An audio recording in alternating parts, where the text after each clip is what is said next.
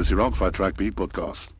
Welkom terug hier by ons Vrydagmiddag Raakvat Rugby podcast. Ons gaan so 'n bietjie gesels oor die drie groot wedstryde die naweek. Ek het Arie so 'n bietjie van 'n op en af week gehad en hier is ons nou uiteindelik. So Arie, daarom net betyds voor daai twee wedstryde vanaand daar in oorsee. Ja, dis lekker, daar's iets in 'n Vrydag nie. Ek het 'n goeie vriend wat vandag verjaar, so sê vir my is lekker. Dis dan lekker om op 'n Vrydag verjaar want jy verjaar so in die naweek in. So rugby op 'n Vrydag aand is lekker. Daar's nog lekker cricket ook, die 20 cricket ook nog so wat mense oog op hom kan hou so tussendeur. So in die opbou na die afskop van die rugby, maar groot rugby, belangrike rugby, Stormers, Sharks, Bulls, Lions, hulle almal het punte nodig. Gaan heel die jaar punte nodig hê, maar val hierdie naweek. Ja, kyk, elke van hierdie spanne wat speel, ons spanne nou, is eintlik op 'n ander plek in hulle noem dit maar journey. Ek weet dis 'n simpel term, maar kan nie iets anders te dink nie. Stormers bo in die punte leer, vlieg hoog, so 'n bietjie van 'n spoedwobbel gevang daar, jy weet, wat moet dit in Afrikaans en teen Harlequins, maar nou ja, hulle het laasweek teen Leicester gewys, dit was eintlik maar net 'n ongeluk. Dit was 'n glipsie man. En die Sharks is 14 op die punte leer. Hulle is tweede, derde laaste. Ek bedoel met al daai Springbokke, dis dan nie goed genoeg nie. Ons het hierdie week met Marco Mossotti gepraat oor hulle. Die eienaar van die Sharks, en dan 'n bietjie daarna verwys. Die Lions is eintlik beter hierdie jaar as wat hulle laas jaar was. 'n Bietjie wisselvallig, maar hulle doen goed. Ons 'n bietjie gesels oor daai piesangskool wat ons dink wat moontlik vir hulle wag en wal is. Maar natuurlik die bulle. Ek het 'n artikel geskryf op ons webwerf, gaan kyk bietjie daar mense en nou daar het ek gesê die bulle lyk as ons wil nou sien of hulle eintlik if they turn the corner or it's just approaching it. Ja. Maak of hulle die draai gaan vat. Ons sal sien. Laas naweek se wen teen Pau was 'n baie welkome verligting ding vir almal in Pretoria. Maar ons sal sien vanaand of dit nou regtig die begin van nuwe dinge is. So kom ons gesels 'n bietjie oor daai wedstryd vanaand. Bulls teen Edinburgh. Wat dink jy wat gaan ons sien daar? Ja, en dit is 'n baie groot ene. Dit is ek hou van jou voorskou wat jy geskryf het. Mense almal kan gaan kyk op Megafoon rugby.com en dit som dit goed op, maar dis groot Bulls in Edinburgh en vir my is dit die stryd van die loskop aanslag wat dan so later in die wedstryd veral gaan deurkom. Weet daar's baie dele van die wedstryd wat belangrik is, maar as jy die leaksheid het om vir Boan Venter as jou reserve loskopste te begin, dan het jy 'n sterk pak of veral baie sterk loskop. Ons weet Piers Schoeman word in Skotland rugby ook bo hom gekies. Of Edinburgh word bo hom gekies. Skotland het Boan speel ons nie vir Skotland speel vir die Springbokke, maar in Edinburgh reken hulle vir Piers Schoeman lyk my as eerste keuse bo Boan Venter. Miskien kyk hulle na die toekoms ook. Boan Venter ons gesê hy gaan Lions toe, maar dis wat die aanslag is. Ek dink 'n groot mate van wat gebeur vanaand MW, nie alles nie, maar groot mate gaan ook wees hoe Morney Smith later in die wedstryd vir Boan Venter kan hanteer. En so dis 'n groot komponent, maar ek dink die Bulls met Jan-Hendrik Wessels begin sy voet nou vind op loskop. Weet hy was baie sterk op skool by Grey, was hy 'n briljante loskop, baie sterk. So was vir Steenkamp, maar Jan Hendrik is goed daar. Dan Wilco Lou natuurlik op die ander kant. So die pak is gevestig. Jandrey Rolow weer op agste man. So in terme van wat die pak voorbied is daar nie tekort nie, goed gebalanseerd agter ook, maar ek dink die statistieke is wat mense maar so 'n bietjie laat regop sit. Jy het in jou voorskou ook gesê by die Hive is Edinburgh 5 in 'n ry gewen tuiswedstryde. En laas jaar ook het die Bulls daai kant verloor en toe het hulle weer op beloftes gewen teen Edinburgh. So die tuisveld is 'n groot bondgenoot, maar Edinburgh en die Bulls is gevaarlik naby aan mekaar op by puntlys. Weet dit so 10de vir Edinburgh, 11de vir die Bulls en punte is baie naby aan mekaar. So ek dink 17-16 dink ek is die verskil. So dit is ook 'n desperate span Edinburgh. Maar dit is moeilik om hulle in die aand daar te speel. Enige span in die aand in Europa is maar moeilik. Ons spanne het maar die aanpassing is beter dink ek. Daar was verlede jaar en die jaar voor het ons voel dit of ons meer gesukkel het daar in die aande. Maar ja, dit gaan 'n groot stryd wees. Maar is moeilik om vir Edinburgh weg te wen. En dan die groot X-faktor wat jy ook genoem het is Sean Everett. So dit is iemand wat die Bulls in Suid-Afrikaanse rugby ook goed ken. Weet hy moet nou nuwe swaarde kruis. Hy was gewoond om met Jake White swaarde te kruis. En hulle gaan eet in die vorige aand, mense in virke gekruis en volgende dag kruis hulle swaarde. Mense in virke, ja. Ja, so dis nou 'n nuwe afrigter wat oorkant hom sit of oorkant hom die vletjie in die hand het, die afrigtersvletjie en dit is natuurlik Johan Ackerman, so en dit gaan vir hom ook so 'n bietjie moeiliker maak. Is nou eers keer dat hy teen die Bulls speel in daai konteks.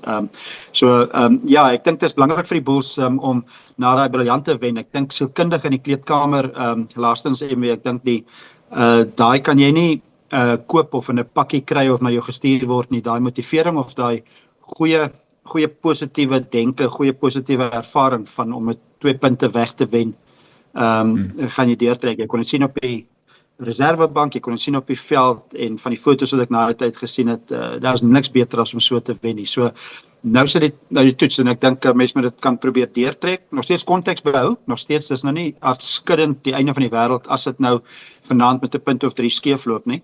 Maar dit hang af in 'n groot mate van hoe hulle speel. Maar ek sê nog steeds, hulle kan op 'n manier by 20 punte uitkom na vanaand. As hulle wen met 'n bonuspunt 21 en ek dink nog steeds in die tweede helfte van die kompetisie kan hulle 27 punte minimum of kan hulle bymekaar maak. Daar's 30 wat verseker daar is nog met 'n klomp tuiswedstryde, 2 relatiewe makliker wegwedstryde wat nooit maklik is nie maar so ek dink hekkie vir hekkie wen hierdie ene, kom by 2021 uit, nee, weet nooit. Dan kan jy die wedstryde terug teen die Leeu's en dan daai tuiswedstryde teen die Sharks en die Stormers en daai 2 Italiaanse spanne en daai toerwedstryde kan jy almal het kan potensiaal wen. Die groot ding is, ek het die week die vraag gevra of die Bulle hulle 4 terug het. En ek dink daai laaste rukkie wat hulle so verdedig het, Jean-André Rudolph veral, daai ou is 'n Trojan, 'n Trojan. Goeie genade, hoekom het hy nog nooit vir die weet? Hoekom het hy so lank al omgekoop? Ek weet dis 'n rukkie by die Bulle voor hy weg is, maar kyk, hy het Amerikaans met al 2 hande aangegryp. En as jy nou ooit 'n verpersoonliking van 'n bul gesien het, is dit nou Jean-André Rudolph. Wie sê dit nou ooit kon glo? En ek sê ek dink hy het die Bulle op 'n manier ook geïnspireer daar. Soos jy gesê het, die feit dat hy daai aanslag kon uithou, die wedstryd kon wen. Jy weet, ongeag hoe hulle gespeel het, ons gaan nou praat hoe hulle gespeel. Maar daai absolute geloof in hulle self en daai ons sal nie opgee nie en daai tipe ding, dit is Bulle rugby. Dis die ouens wat nie gaan lê en begapings los en opgee en nie meer probeer om by die afbreekpunt uit te kom wat ek kon. Ons het dit te veel hierdie seisoen gesien. En vir my was dit die groot verskil daarsef gewees.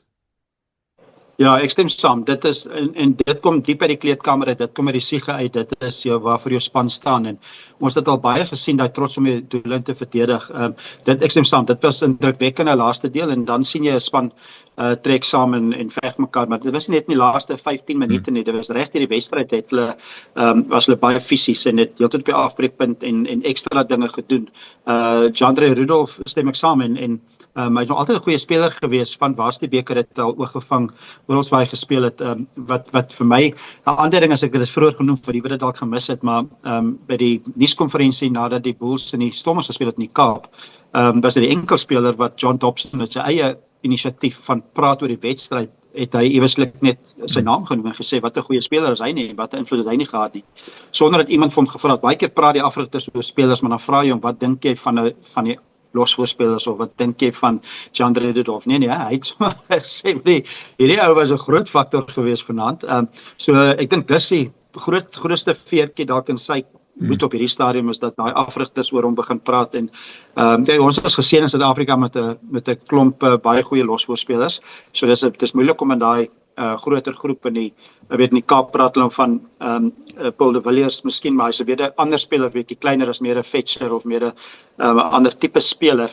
Maar dit kan wees dat Jean-André Rudolph dalk hy begin kompeteer met manne soos Elrich Lou en daai tipe spelers nou eintlik ook vir 'n groep, weet en met eintlik in 'n mate met miskien met Dixon ook van die Stormers. Al die losvoorspelers moet nou uitkyk want Jean-André Rudolph klop aan daai deur, hy klop ernstig aan daai deur. So dit is jy sal heeltyd met baie goed speel. So ja, lekker om te sien, maar dit is waar die vonk vandaan kom, dink ek. En dit is miskien wat hulle nodig gehad het. Net iemand wat sê, hoorie, so ek trek my mou nou op. Ek gaan die voorbeeld wees. Ek gaan my ekstra en alles gee. En hy's bietjie uitgewys dat hy's besig om goed te speel en ek dink die Engelse praat van feeding off. Hulle kry energie van dit af, dink ek ook en bloot van wat hy doen. So dit is 'n groot komponent. Maar ja, dis belangrik dat die Bulls daai momentum behou en weet dit was indrukwekkend die vorige naweek. So nou moet jy daai tree verder gee. Ander kompetisie, bietjie ander omstandighede. Maar as hy durf daar is, dan kan hulle dit doen. En ek dink ook, net so vinnig op, jy sal waarskynlik ook daaroor praat, maar ek dink die samestelling van die agterlyn voel vir my bietjie meer gebalanseerd en is asof een wedstryd, maar de Klerk op 13 het goeie dinge gedoen. Dit is nie net daai 3 wat Jooste gedruk het nie, want dit is uitsonderlik wat hy daar gedoen het. Maar Jooste was briljant, maar dit is 80% Klerk se 3 daai. Maar hy die hele wedstryd het hy die verdedigingskanaal goed hanteer, hy die aanval goed gelees, hy verstaan dit en jy kan sien dat hy het dit lank gespeel. So dit is 'n een voordeel. Ek dink ek weet nie of almal dit weet nie, maar hy het die meeste van sy rugby het hy maar op 13 gespeel. So hy's later 'n vleuel gemaak. So nou kan hy 13 en vleuel speel. So ek dink daai balans is goed. Ek hou van Kane Moody bietjie meer op vleuel. Maar hy's nog nie daar nie, maar ek weet dis vir die toekoms. Maar dit is op die ouend ergens gaan dit daarop neerkom wie speel vleuel en wie speel buite senter as Kane Moody terug is. Dis 'n goeie vraag daai, want weet volgens ons is Kane Moody soort van die kroonprins om by Jesse Kriel oor te neem op 13. Dit lyk so. Ja, Met die bulle pas hy net bietjie beter op 14, veral met hy lank is. Hy's goed met die balle, met die lugballe, die hoëskoppe te kompeteer voor. Ek hoor dit jy sê en kyk hy's maar lekker vinnig hoor. Maar anyway, kom ons praat net gou oor hoe die bulle nou gespeel. Ek het nou nog gesien daaroor. Ek en Harry het 'n ding gedoen oor wat hy gesê het, luister, die bulle speel die verkeerde tipe rugby vir die span wat hulle het. Hulle probeer vinnige aanvallende rugby speel vanuit hulle eie halfgebied uit en dis waar hulle die fout maak. Hulle maak te veel hanteerfoute. Ek vermoed ons het laas naweek gesien en dit is moeilik om te sê op een wedstryd, maar hulle begin terugkeer na die meer tradisionele skop, druk, skram, pak, daai tipe goeders as om te probeer om te hardloop, want hulle sit hulle self onder te veel druk. As hulle kan voortbou op probeer minder flashy speel en meer tradisionele bull rugby speel, as dit regtig so iets is, laat André skop, laat Willie skop, druk hulle Wilco Louw teen Peer Skooman, dit is iets om jou lippe voor af te lek, jy dit genoem van Peer. As hulle daai tipe wedstryd kan speel en nie probeer flashy wees nie, mense gaan hulle die wedstryd kan wen, dink ek. Ja, ek dink in eerste fase, daar's eintlik twee maniere om na die aanval te kyk. Jy het natuurlik eerste fase wat makliker is om af te rig en tipies wat jy op die oefenveld doen. So hulle oefen by daai keer so 2, 3, 4 fase vooruit en dan het jy idee, maar dan begin die ding so bietjie moeiliker raak, weet as iets nou nie meer binne daai Pisang 20 roep is nie, dan moet jy nou begin die oomblik speel. So ek dink daar's twee komponente en ek dink sekere dele van die veld is meer gunstig vir aanval en ons weet dit is amper tipies op jou eie stippellyn op die middellyn eintlik, want dan is die verdedigers moet 'n bietjie dieper staan vir daai 50-20 en vir daai 20-20 of wat hulle ook al noem in daai skop in die kwartgebied. 50-22 skus dan druk hulle daai verdedigers bietjie terug en dit ons al baie gesien vir alles as skram of 'n ding in die middel van die veld is, dan het jy baie opsies en baie meer spasie om aan te val en daar kry die agterlyn die meeste momentum baie keer, maar soos daai 3 van Jooste was hy uitgebroke spel, weet 'n sleg geskop of 'n skop in die kwartlyn, soms is hy swak skop op die spanne, nie almal is bereid om te doen nie, baie jeugters skop die bal maar net heeltyd terug, bietjie meer konservatief, maar jy moet jou oomblikke kies, maar ek dink die Bulls begin die balans bietjie goed vind, ek dink ook in die kleedkamer dalk takties MW het Johan Ackerman gesê, okay nou, kom ons kry die skip op die water, al kry moet nog stadig op die water kry, maar kom ons gaan dalk effens meer konservatief. Ons weet wat ons goed kan doen dit goed. Weet moenie vir jouself onder druk sit nie, moenie 18 hanteerfoute maak in 'n wedstryd nie, bal 18 keer teruggee. As dit nie nodig is en probeer aangee forceer nie. So as dit anders speel het, jy het nog steeds die vryheid en dit wys de Klerk is nie onder instruksie nie. Hulle nog steeds die vryheid as dit iets is wat hy sien is aan, dan speel hy dit. En jy het Jooste en Kirtley wat daai ding vir jou met liefde gaan afsluit en gaan aansluit by daai aanval. So ja, ek dink ek stem saam. Hulle gaan waarskynlik dan ook as ons van vanaand praat, seker maak dat set pieces of jou scrums moet goed wees. Jou lynstaande, jy moet seker maak jy kry jou balle. Verdedig goed van die lynstand dryf af. Probeer dit bietjie op die regte kant van die veld kom eerstens en Pollard sal dit reg kry. Maar moenie te konservatief ook wees nie, want ek is selfs op die Kaapstad Stadion toe ek in die Stormers gekyk het, daar was nou nie dalk baie punte in 'n wedstryd nie, maar daar was baie keer bres geslaan en daar was baie keer aan albei kante moes daar maar redelik, soos hulle sê, scramble defense is nou 'n Engelse woord, moes hulle ek weet nou sekere woord wat Edwin van Aarde ons mee kan help. Skarrel verdediging. Skarrel verdediging, dis reg. Okay, so die skarrel verdediging moes dan terugkom. Maar die Bulls het baie druk op die Stormers gesit daai aand. Dit was nie so eenvoudig nie en dit lyk nie so op die tellbord nie. Ons nou praat oor die Sharks teen die Stormers derby. Dis 'n derby gewees. Ek bedoel die naweek na die Bulle 61 punte afgestaan. en so met 49 punte van hulle eie aangeteken, jy weet. Dit wys net die effek van 'n derby. Jy weet hoe taai dit nou eintlik kan wees. Maar nou ja, ek weet nie, ek net vir laaste vraag vir die bulle. Marcel Coetzee as kaptein. Is tog vir my asof daar 'n bietjie beter werk met hom as kaptein daar.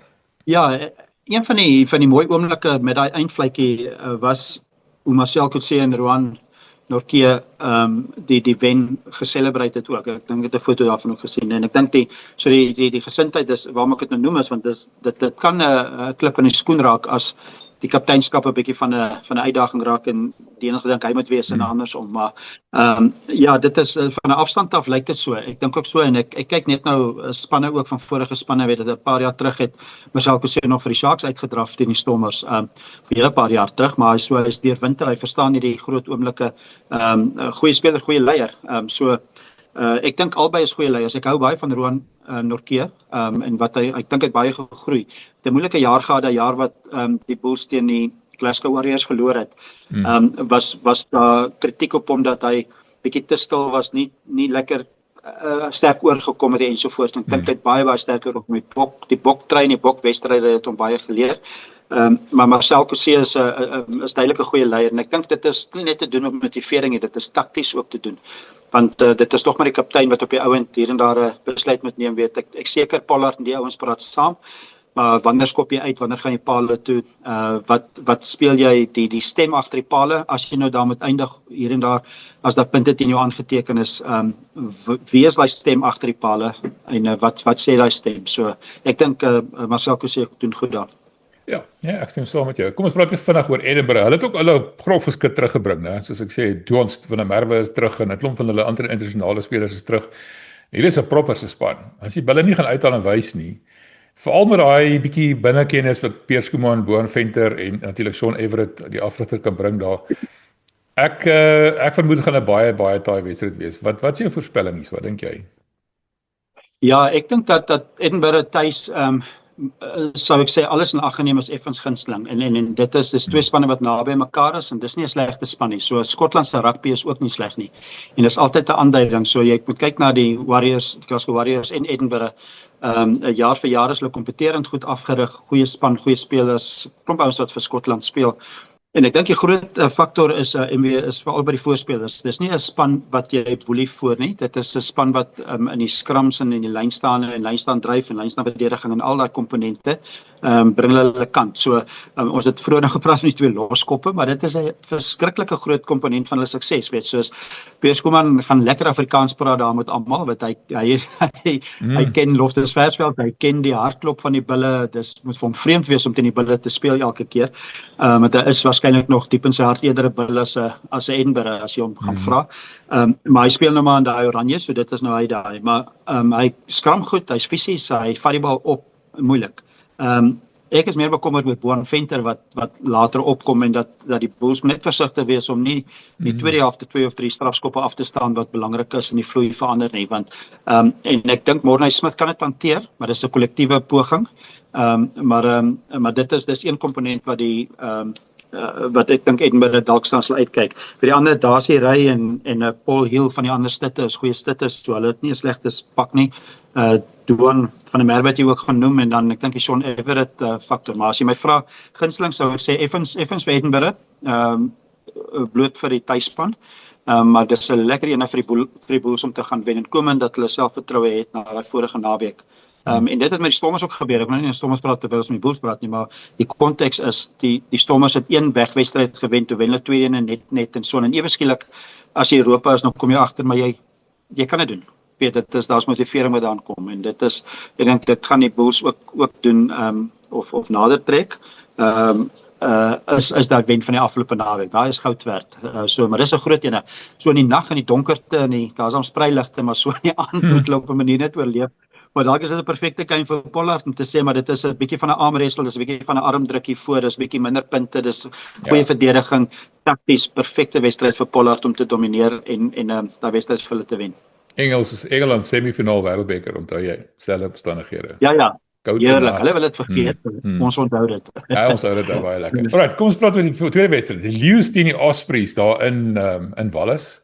En ek en jy het 'n interessante gesprek gehad, ons geskryf ook in 'n artikel van ons. Die Ospreys hierdie week gehoor, hulle gaan waarskynlik die span wees wat gesny gaan word en nie meer gaan bestaan nie. Die Wallis Rugby Unie wil hulle spanne sny van 4 na 3 toe om geld te spaar. Hulle het nou ook sommer vir die Osprey eienaars die geleentheid gegee om mekaar te koop, lyk my soort as wat so miskien 'n soort van 'n troostprys. Die Ospreys se voorsitter het 'n mooi briefie geskryf, sê mense moet bekommer nie, ons nog ten minste tot einde 2027 in hierdie toernooi, maar vir my sê dit net een ding. Hierdie span, die ouens, die ondersteuners almal is bitter ongelukkig. Kan jy indink die SA Rugby besluit van môre af, dis hulle nou nie meer mag hulle nou nie meer bestaan nie. Wat die tipe ongelukkigheid gaan wees en dis wat ons nou in Wallis sien. En ek is so 'n bietjie bekommerd oor die Lions wat in hierdie ding inloop daar met 'n span wat alles het om te bewys, wat baie opgemotiveerd is, baie opgewerk is. Dit kan 'n piesangskil wees. Ja, dit is 'n piesangskil en dit is motivering en 'n klomp goed wat daarin inmeng en een groot faktor is dat hulle is nie sleg nie, want hulle op die puntlys as hulle bo die Bulls en die Sharks op hierdie stadium. As ons na die puntlys kyk, hulle is net, maar hulle is bo hulle. Hulle is 9de met 18 punte, so hulle seisoen is nie so swak eintlik nie. Maar die motivering is massief, weet hulle wil vir genoeg skietgoed in die boardroom en al maniere is dat hulle vir die manne wat daar in die raadsaal gaan pleit vir hulle voortbestaan meer ammunisie kan gee is om vir daai in die top 8 te eindig en in uitspeel te kom. Weet, dan kan jy begin sê, maar jy kan nie bekostig nie. Ek weet hulle het gesê hulle gaan nog die 26-27 seisoen, het ek as ek dit reg verstaan het, gaan hulle nog verseker speel in die Verenigde Rugby Kampioenskap. Ja, ek weet nog ek dink die Lions moet probeer om treye te ruil vanaand nie. Want ek dink daai ons gaan aanhou en hulle treye net veral as dit nou nie meer as dit die laaste versamelstukke word. Versamelstukke word, ja. Maar net op 'n ernstige noot, die Ospreys gaan 'n motivering hê. Maar hulle gaan ook te doen hê met 'n leeuspan wat ook nie eintlik wat bepaald beter is. Weet as jy vir die Sharks in Durban kan wen, dan vlieg jy met liefde Wallis toe. Maar die motivering gaan anders wees en ek dink jy is reg. Ek dink luisteraars en mense wat nou kyk ook gaan op Megafoon rugby.com en ek dink jy het 'n baie goeie voorskou daar geskryf van hierdie wedstryd en ek dink daai punt of die Engelse praat van die angle van hoe desperaat daai span is 'n groot faktor. So ek dink dit is 'n ekstra motivering vir die Ospreys. In vorige seisoene kan jy dalk so van 9 op die lys maar net ook en verloor hierdie en jy's maar weer in die top 8 nie. Maar dit gaan 'n motivering vir hulle wees. Aan die ander kant die Lions het 'n goeie seisoen en 'n gevestigde span wat nou al hoe beter begin raak. So ek dink dit gaan vir die Ospreys ook nie maklik wees nie.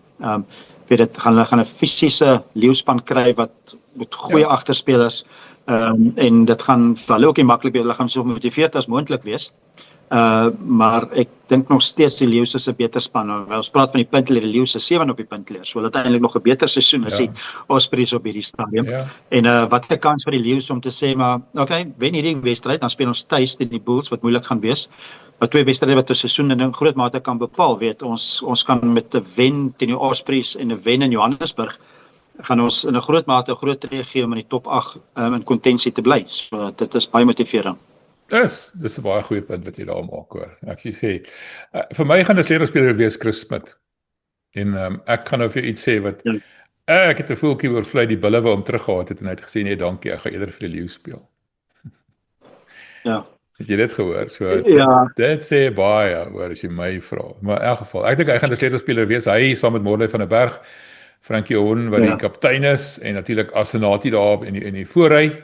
En Keon Hond daar in die agterste vesting. Ek dink dit is 'n baie gevaarlike span hier. As hulle hulle kop reg aangeskroef gaan hê so speel soos hulle kan speel, behoort hulle eintlik hierdie wedstryd te wen. Vir my is die emosionele faktor van daai Osprey ding eintlik die grootste probleem waarteen hulle moet waak. Maar jy kan ook maar net jy kan maar net jou spel speel wat jy kan speel. Soos ons altyd gesê het, jy kan nou nie probeer om namens jou aan ou te dink en namens om te speel en alles nie. Ek vermoed gaan koud en nat wees. Dit gaan 'n bietjie van 'n vervelige wedstryd wees as jy my vra. Dit gaan 'n armdruk wees. Maar ek dink tog is die Lions behoort hierdie een te kan doen. Ek sê nie hulle is gunstelinge nie, maar hulle behoort dit daarom te kan doen. Ja, ek dink gewoonlik as jy so span het wat so desperaat is as die Ospreys en weer dan kom dit deur op twee areas, veral die verdediging is natuurlik almal is so bietjie meer aangeskakel daar, maar die afbreekpunte, jy kry tipies jy kry baie by die afbreekpunte, as 'n span so desperaat is, dan is daar 2-3 ouens wat ekstra nog probeer deurdryf, maar die nadeel daarvan is ook dat jy kan die afbreekpunt ook so bietjie, soos die Engelse sê, flood. So jy het ook 'n risiko om te veel daarop te konsentreer, maar jy kan ook baie druk daarop sit, so jy kry dit tipies na wedstryde, maar ek stem saam met Smith. Ek dink sy besluit om in Johannesburg te speel, het dalk miskien ook te doen gehad met Pollard wat teruggekom het na mate dalk. Ek dink hy dalk besef hy kan by die Lions kan hy meer verseker van 'n begin waarskynlik. Ja, maar hy pas perfek daarin en ons het vroeër daarvan gepraat. Ek weet nie of dit 'n erkende term in losskakelspel is nie, maar hy is vir my skoon losskakel. So skoon losskakel, hoe ek hom sien is, hy doen die basiese goeders, doen hy baie goed. Hy skop vir jou baie hoë persentasie oor. Hy kan aanval, hy kan dit konservatief speel. Hy's fisies genoeg om die verdedigingskanale te hanteer. So hy's eintlik net 'n all-over baie goeie speler. So ek dink hy pas perfek by daai span in, en ek dink om so 'n skrimskakel te hê soos van 'n Berg maak hom nog so 2-3% of 5% beter, en ek dink daai kombinasie werk baie goed. Ons het 'n paar keer gepraat oor ouens wat na die Lions toe gaan, oor om soos Boan Venter wat hy so toe gaan, hy was ook dit vir my ietsie aangebied daar by die Bulle, en hy het gesê nee dankie, want daar staan hy agter Jan Hendrik Wessels en Gerard Steenkamp in die ry. By die Lions is hy eintlik wel gaan hy nommer 1 wees, want hy's 'n Springbok loskop. Daar's 'n paar sulke gevalle. Nou kom ons praat nou oor opwindende nuwe jong spelers. Bato Glekani in die beginspan, Hashim Piet op die bank. Bato Glekani het sy naam aangekondig, sy naam staan in neonletters. Ek het vandag gesien, dit lyk of Pieter Steff dalk die hele seisoen mag uitwees moontlik. En dan begin ou moontlik wonder wie is die volgende nommer 7 kroonprins? Is dit Eldrick Louw, is dit Ben Jason Dixon? Is dit Bato Glekani? Dis 'n interessante ding daai. Ja, hulle sit met 2 spelers daar. Die ander een wat ek van hou is Renzo Du Plessis. So as Bato en Renzo met tyd deurkom, Renzo Du Plessis is vir my hy het komponente van Pollock van Engeland.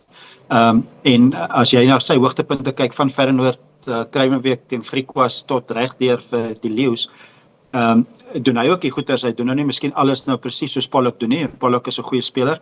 Hy is so winties soos Pollock nie. Nou nie vreeslik baie van hom van die veld af goed nie, maar dis maar amper 'n Bobby Skinstad, weet hy was Bobby was ook so doen sulke goeie goed en nie irriteer die mense so 'n bietjie rondom hom, maar goeie speler, so Pollock goeie speler, maar Renzo Du Plessis is net so aanvallend en is net so daai komponente. Dit is amper soos Skalk Brits as op haker op 'n stadium toe hy op sy beste gespeel het vir die Lions juis.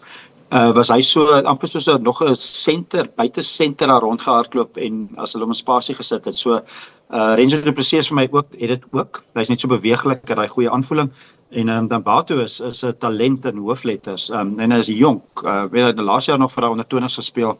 Hy's fisies het hy alles. So ja, ek dink die Lions is besig om 'n lekker span bymekaar te sit daar. Hulle behou die spelers wat hulle moet, en hulle kry baie goeie spelers by. So ons gaan in die skram, niemand gaan 'n skram volgende jaar nie. En dan het hulle lekker aanvallende spelers. Nou gaan ek jou 'n bietjie vasvra hier. So ek gaan vir jou vra van elke wedstryd. Noem vir my een ding wat ononderhandelbaar is vir ons spanne om te wen. Teen die Bulle teen Edinburgh, wat is die een ding wat die Bulle moet reg doen om te wen? Een ding, Bulls en Edinburgh, hulle sal die 2 aanslae van die 2 Suid-Afrikaners moet afweer, van Schoeman en van Boan Venter. So oorleef daai aanslag op die vaskopkant en die Bulls kan wen.